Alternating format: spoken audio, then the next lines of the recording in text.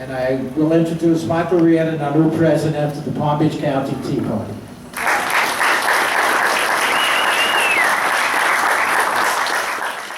Good evening.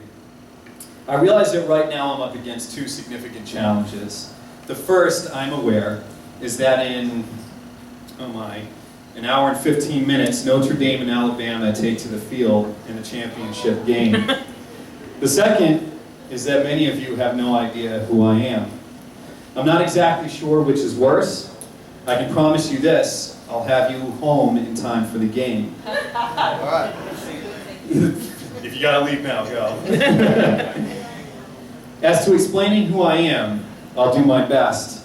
But before I try, I wanted to thank Pam Morschlegel and the board of directors. They have done a fantastic job under intense pressure and serious circumstances. Please take a moment to thank them and all that they have done for this county and this country.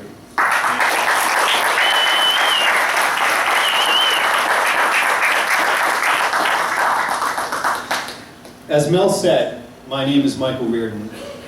I think the most important thing for you to know right off the bat is that I did not vote for Barack Obama.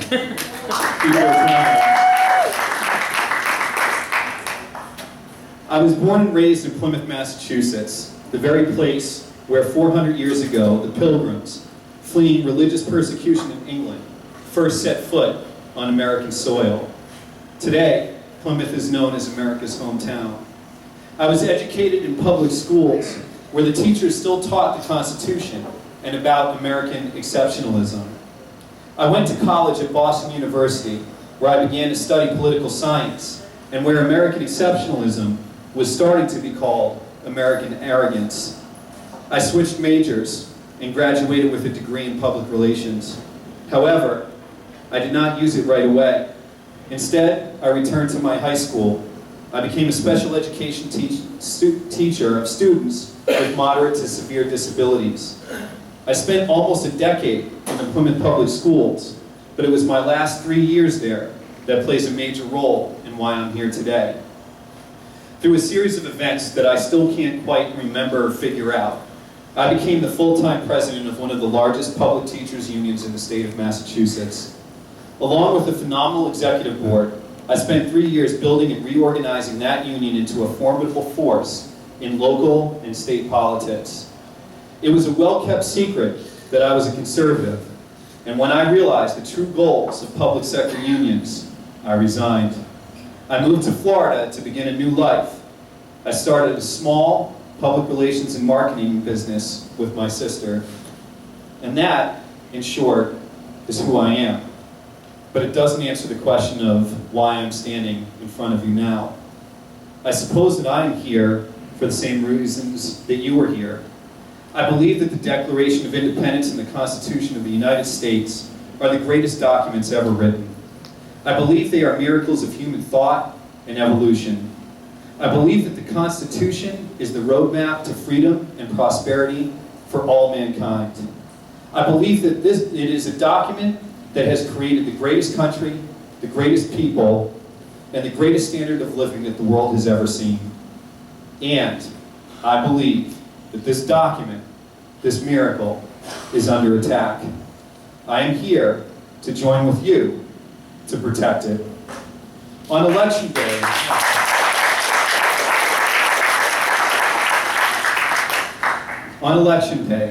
when it became clear that the greatest country on earth had re-elected a man who has shown no respect for the Constitution or its principles, I was crushed. I resigned then to keep my head down. We had lost. I was going to remove myself and my thoughts from politics. Finally, I was going to join the blissful masses and divert my attention to more important things like Jersey Shore and Honey Boo Boo. Honey Boo Boo Chat. And I was going to call my friends and talk about those shows on my new shiny Obama phone. But then something happened.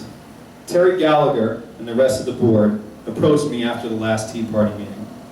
Unfortunately, my escape into ignorance was halted when they asked me to take over for Pam. I declined at first, but I went home. I thought about the men and women who have come before us, and I thought of their sacrifices. Many we know, names like Thomas Jefferson, George Washington, and Abraham Lincoln, are all well known to us, but many names we don't know. I decided that to turn away now would be to dishonor the men and women who have paid the ultimate sacrifice on foreign soil. To turn away now would be to deny the dreams of the countless families who, for hundreds of years, have left everything they've owned and braved the oceans to reach our shores. To turn away now would be a betrayal of the human soul and its absolute need to be free. To turn away now would be the guaranteed end of everything this country has ever stood for. The choice was simple: lay down and hope for a good life, or stand up and fight for it. I am standing in front of you today because my mother and father did not raise a coward, and I suppose neither did yours. So we will stand together, but now the question becomes, how? That, I am afraid, is not so easy to answer. There are two mistakes that we cannot allow ourselves to make. The first mistake would be to assume that our opponents are not capable, simply because we disagree with their views. They won. We lost. They have a message that appeals to the masses. We don't. That must change. The second mistake would be to underestimate the levels to which our opponents will sink to get what they want.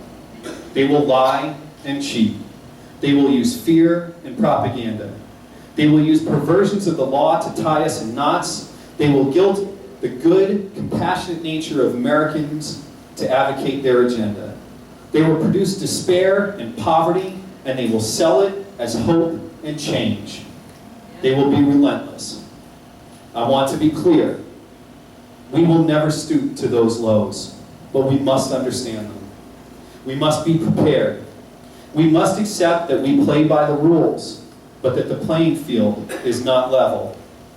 We cannot meet every month as a group only to tell each other horror stories and scream that the sky is falling. We must be the beacon of hope, the heralds of freedom, the sources of truth. We must be teachers. We must remind people that this is the greatest country in the history of the planet. We must stay true to our three tenets, but we must communicate them better. We believe in three things: constitutionally limited government, fiscal responsibility, and free markets. It is a truth. It is a sad truth. Those three beliefs do not mean the same thing to all Americans.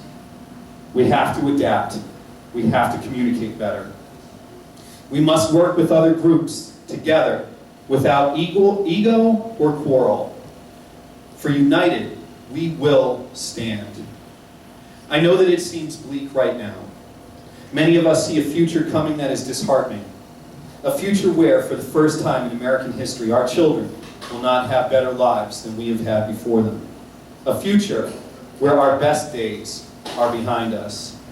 In moments of doubt, in moments of weakness, I see that future. But it is not our future. We are Americans. We are free to choose our future, and that is not it. Our future is the realization of the dreams of our forefathers. Ours is a future of hope. Our future is a future of prosperity. It is a future where America is the solution, not the problem. It is a future where America is an inspiration to freedom-loving men and women the world over, not just to those who live within our borders. Our future is bright. Our future is free. I thank you from the bottom of my heart for allowing me to be a part of that future with you. Thank you.